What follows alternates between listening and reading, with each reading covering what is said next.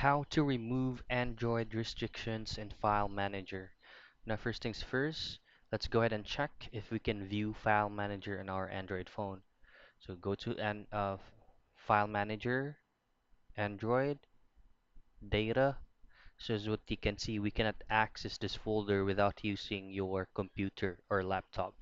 So for us to be able to rectify that, we need to download an application.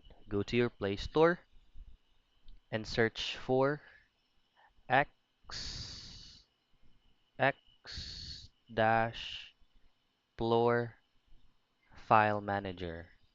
Now in my case, it's located on the second part.